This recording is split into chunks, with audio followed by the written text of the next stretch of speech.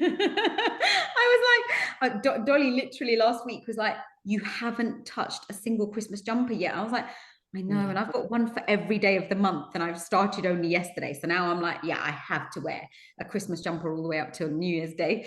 But yeah, okay. So what Jyoti's obviously said is that a lot of clients are asking how they say no, especially when they're being hosted by someone else for Christmas or festivities, not necessarily just on Christmas Day. This is useful for overall. So what, if you could take it in turns, what would be your advice on how to politely choose you? I would basically, let's say I'm going to be going to my in-laws or friends or family's house, whatever, for Christmas Day. I would call them up ahead, whoever's hosting the event, say, look, this is the current situation. I'm doing my absolute best now to just kind of take control of my health. And just, yeah, and I don't necessarily want to be eating certain things. So I'm just politely saying, I'm not going to be able to have this and that. And I would please if you just respect my wishes and not force it upon me, I guess. That's what I would say. Just have a nice, polite chat with them Mm. beforehand, because I guess most people will understand. And you're going to obviously get the odd person still that'll be like, oh, have this, have that, have that. Got to be very polite about it. And it's kind of quite easy to turn around and get angry. But I would say just be polite about it. Call up ahead saying, look, this is where I'm currently at. This is what I'm doing. Um, would you please respect my wishes? And yeah, that's what I would do.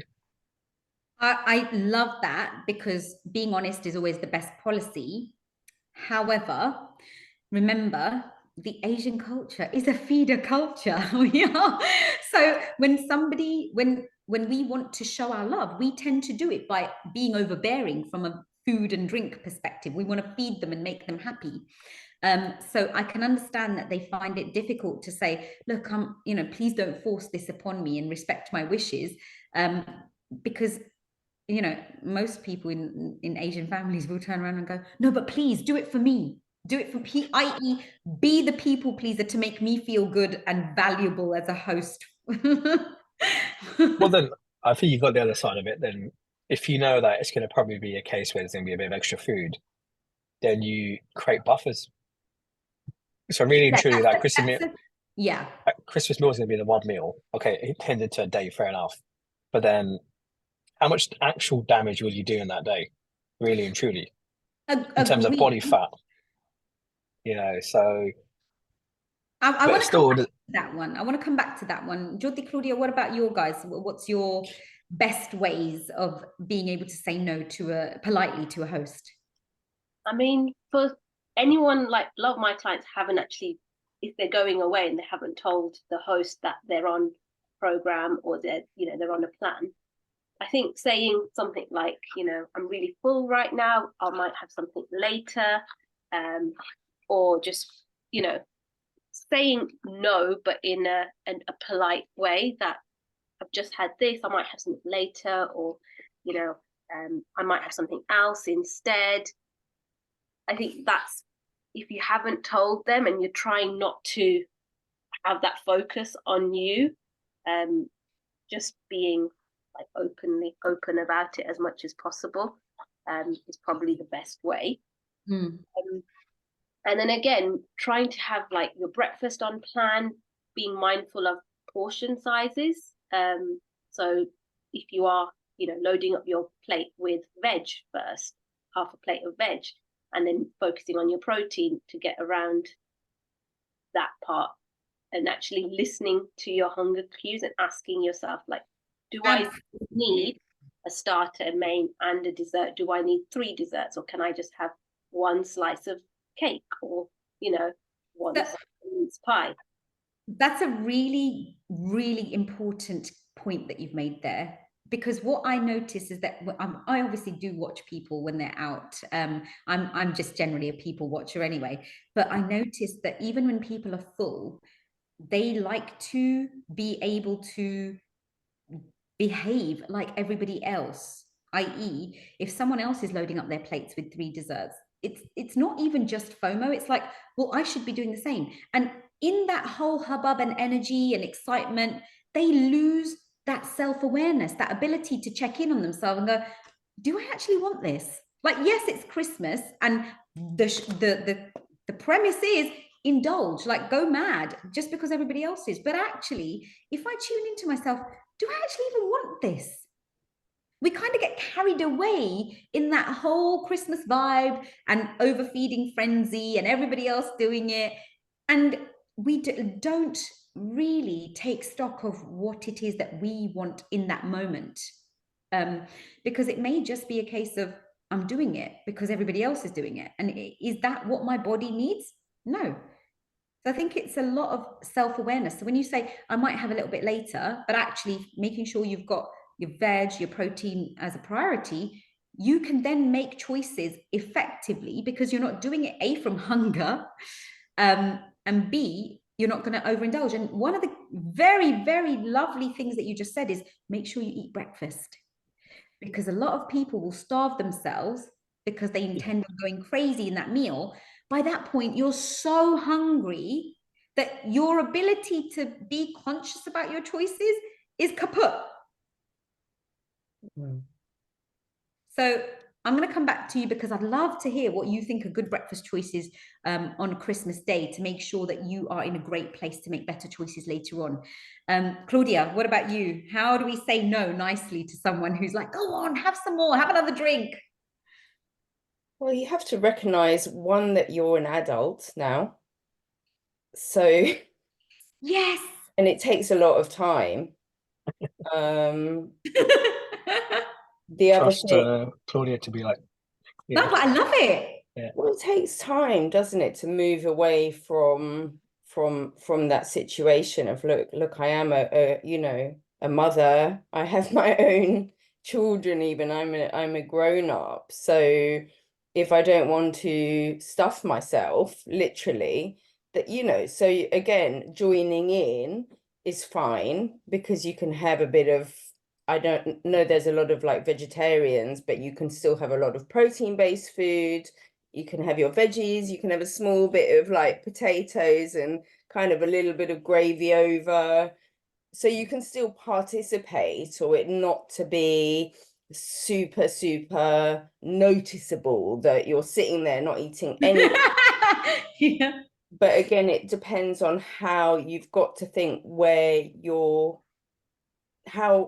not how important your goals are, but at what level do you want to take this? Because there's nothing wrong really with having a few drinks, eating a little bit extra, yep.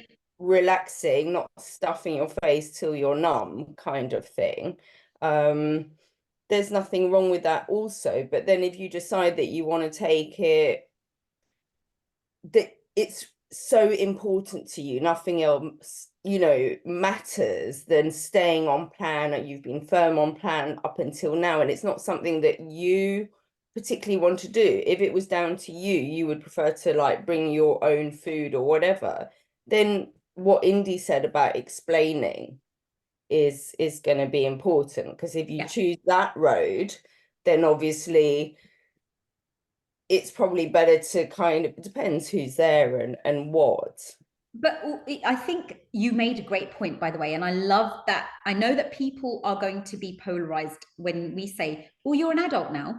You don't need to make choices like a spoiled child. Seriously, that is absolutely key for people to understand.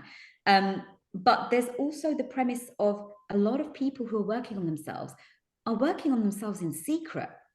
And it's almost like being on a plan is a dirty little secret. And they don't want to, so we can, with all the best will in the world, want to explain, hey, and the hosts may be those understanding people that are like, oh my gosh, that's really amazing. Well done, you.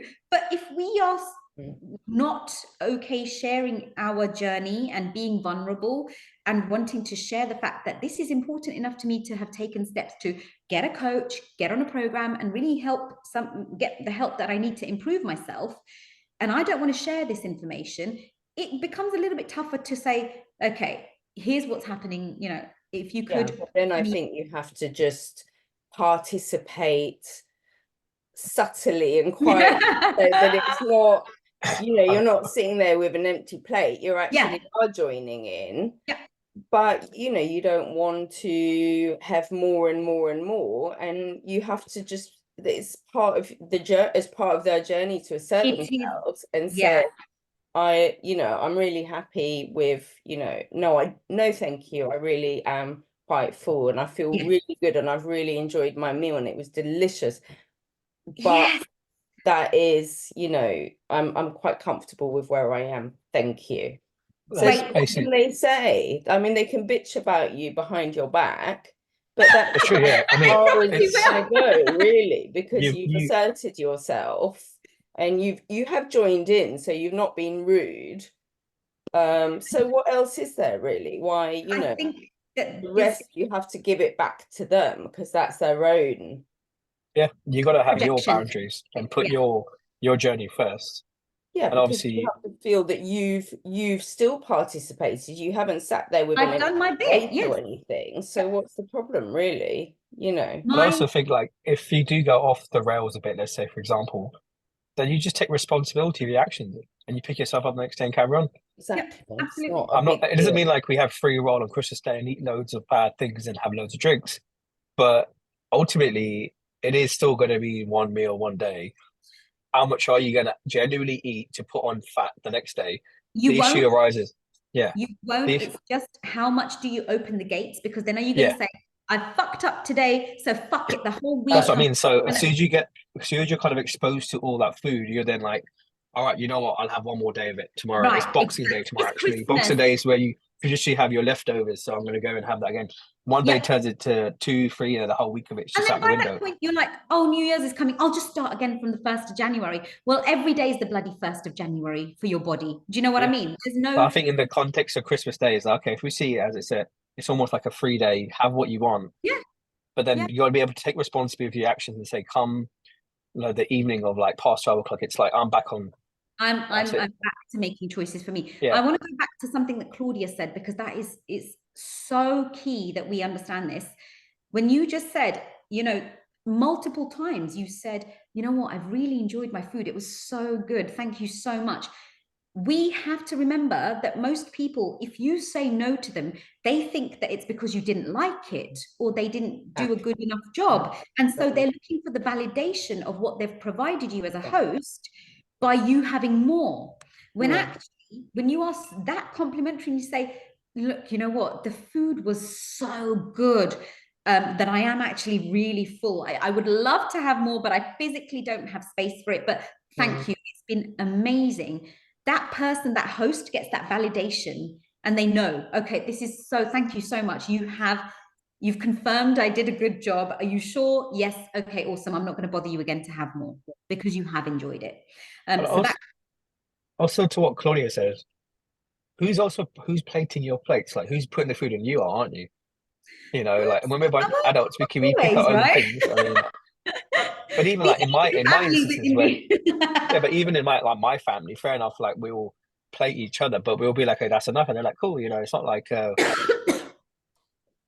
yeah. So I mean, I get this premise when I sit down at a table, everyone always looks at my plate and they're like, no wonder you're so small. And I'm like, but I like to just take what I know I'm going to have first. And if I want more, I'll take more. Like, let me see how, because if you're not cooking, you don't know how many fats are in all the food, and fats are super satiating. So if I take what if I go by I might overfill my plate because it is so satiating and I won't be able to finish it. And I hate food waste. So I will go back a few times. Like yesterday, I went and like my mum made pizza and I had pizza and she literally was just like, I had a few slices.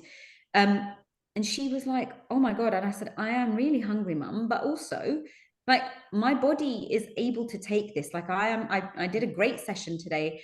And she was just like, oh, you do eat. And it was really interesting that she said that. I said, I told you. Even my daughter was like, Nanny, you have no idea how much mummy eats. But this is the thing. People assume that, you have to behave a certain way at somebody's house, i.e. have their fill of food rather than yours. If I didn't, but there's been times I've been to her house and I've eaten, or I really don't have enough of an appetite, or I just don't want what she's serving. And I'm like, no, thank you, mum. So it is it's very possible to make choices for you in different ways, in the same space and with the same people. But you've just got to know that those choices are aligned to you and what's important to you on that day and going forward. Yeah. At the same time, I just still can't believe like we're having this conversation in the sense that Claudia's right. We're a bunch of adults. We should be able to make our choices, and that's true. I mean, I used to go to Ireland back in the day when my kids were babies. So this is like 20. You know, my eldest son. My eldest son is 27. Yeah. So this was like when they were babies, and I used to get up at like, because Benny came from such a tiny village in Ireland, an island off Ireland, and I used to go for a run.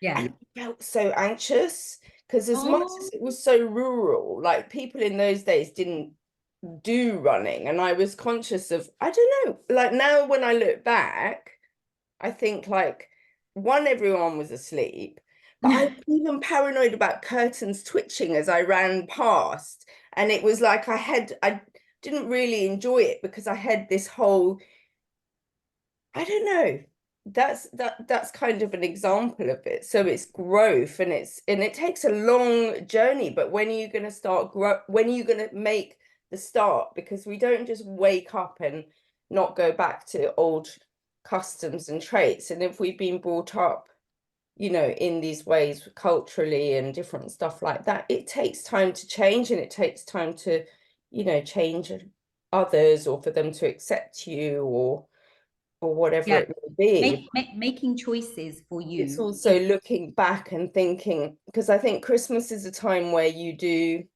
can do things for others, but you're miserable. Like you could be going to in-laws that you actually don't like, and you going and just going through emotions, and then stuffing your face on top heightens it, because you're even removing yourself from how you want to be. So it's those little steps, and it's a transition time to think, how did I feel over the last year? How did I feel the year before? Look at your patterns. Did I leave there feeling actually bloated and sick? Did it make me feel unhappy? Did that in-law make me feel unhappy about myself? Because there's sometimes with family, they don't bring you up because of the place that you've adopted with them. They bring you can end up feeling really, it becomes just a pattern around that same environment and the same people. But this is why one of the things that we don't talk about enough is not everyone likes to celebrate Christmas, because they may not, like you said, like their members of their family or the people that they have to go and spend that day with. And being in a heightened state of stress, we already know is not conducive to making good choices about your food, your drink. You end up drinking more to numb. You might drink more to like, you know, oh God, you know, because of the emotional damage that maybe that has happened with your childhood, within what it is, but it is what it is. So there's no point.